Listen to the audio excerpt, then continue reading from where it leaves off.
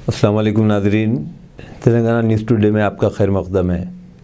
मैं मोहम्मद इज़हारुल हक़। पुराने शहर के मुख्तलिफ़ इलाक़ों में शदीद बारिश की वजह से आम जिंदगी मफलूज होकर रह गई।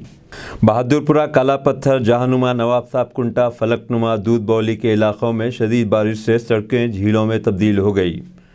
ट्रैफिक की आमद-ओ-रफ्त में खलल पैदा हो गया और सड़कों पर गाड़ियाँ रेंगने लगीं।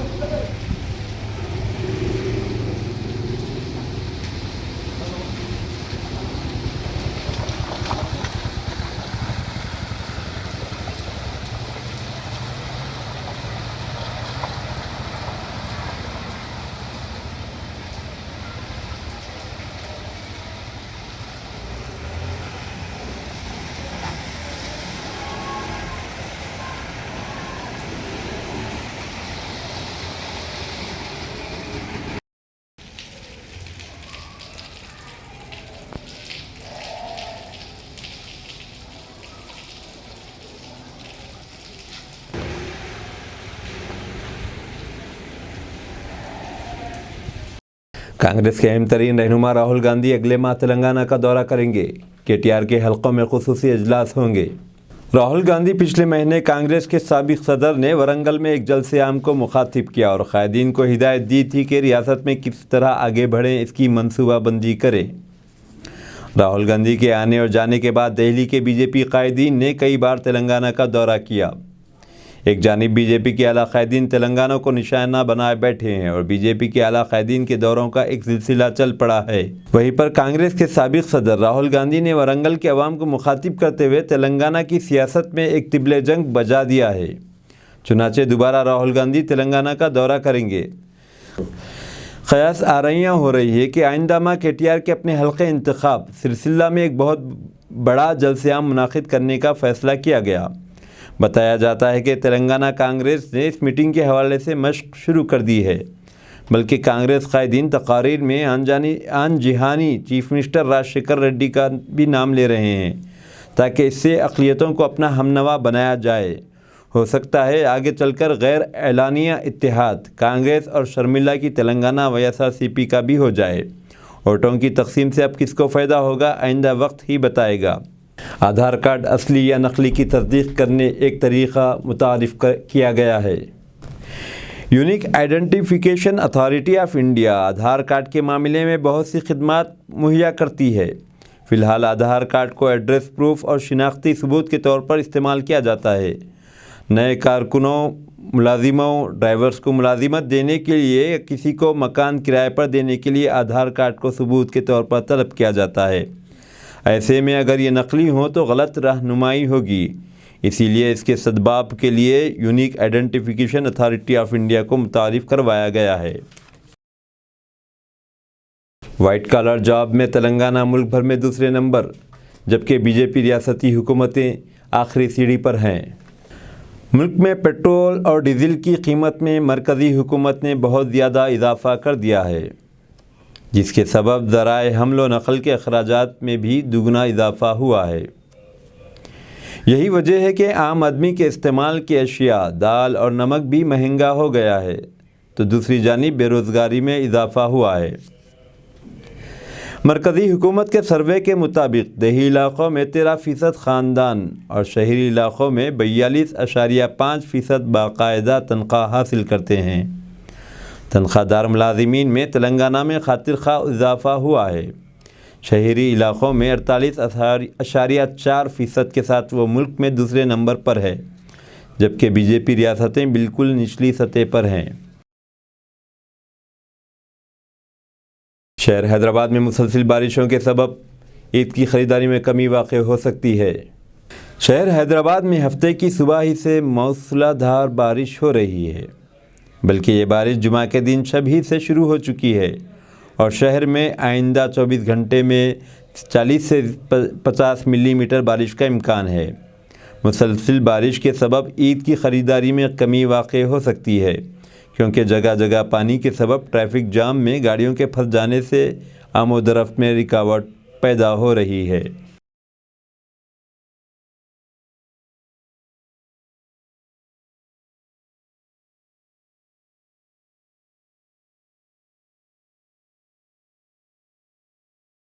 چیف منسٹر کے چندر شیکھر راؤ نے مسلمانوں کی عید الاضحیٰ کی مبارکباد دی۔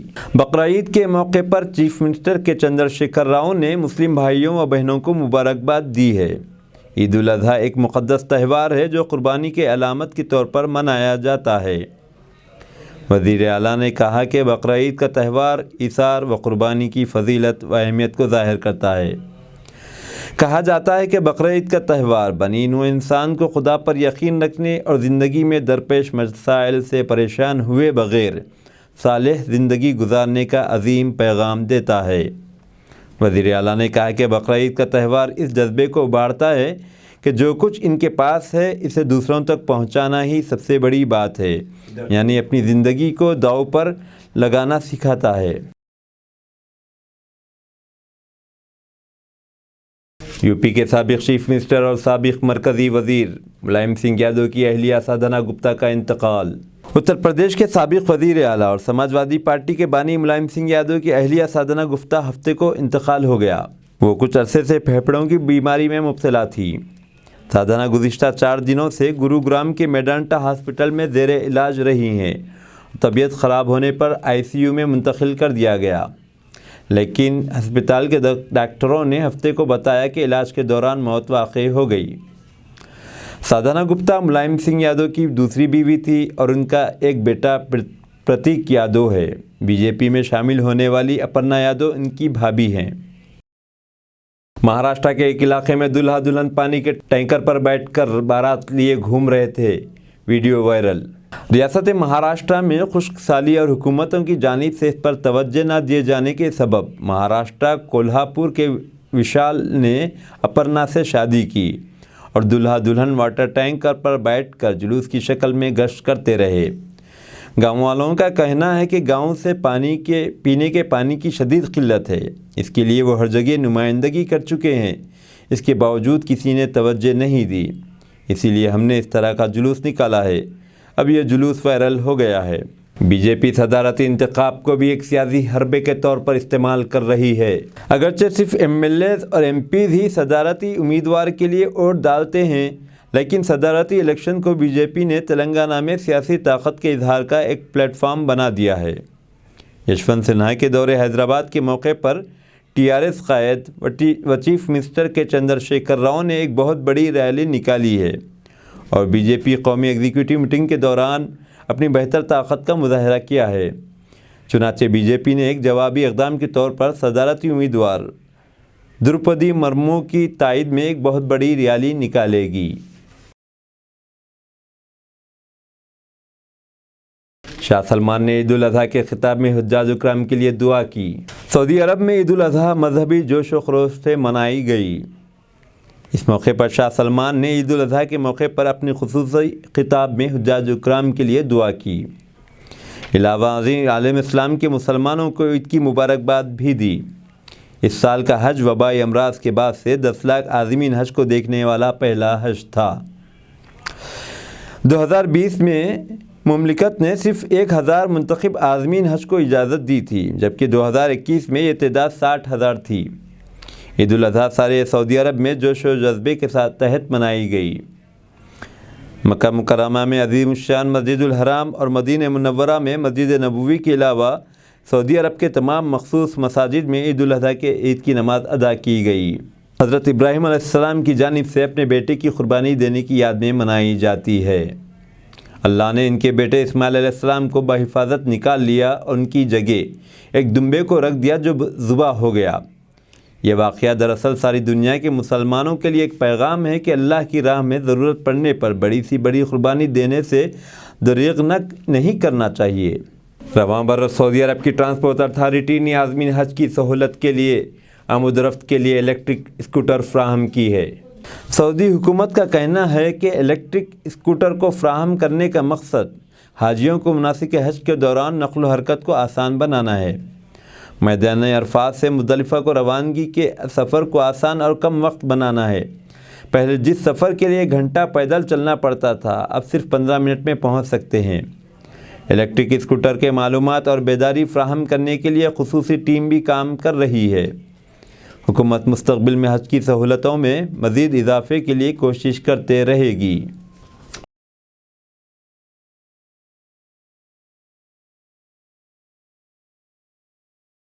شمال مغربی شام کی تباہی کا خدشہ، روس نے سرحد پار امداد کو روک دیا ہے۔ اقوام متحدہ کے امدادی اہلکار نے خبردار کیا ہے کہ ترکی سے شمال مغربی شام کے باغیوں کے زیر قبضہ علاقوں میں آخری امدادی گزرگاہ کی بندش لاکھوں لوگوں کے لیے تباہی کا باعث ہوگی۔ سرحدی حکام نے خبردار کیا ہے کہ روس کا ویٹو قحط کی پالیسی کے مترادف ہے۔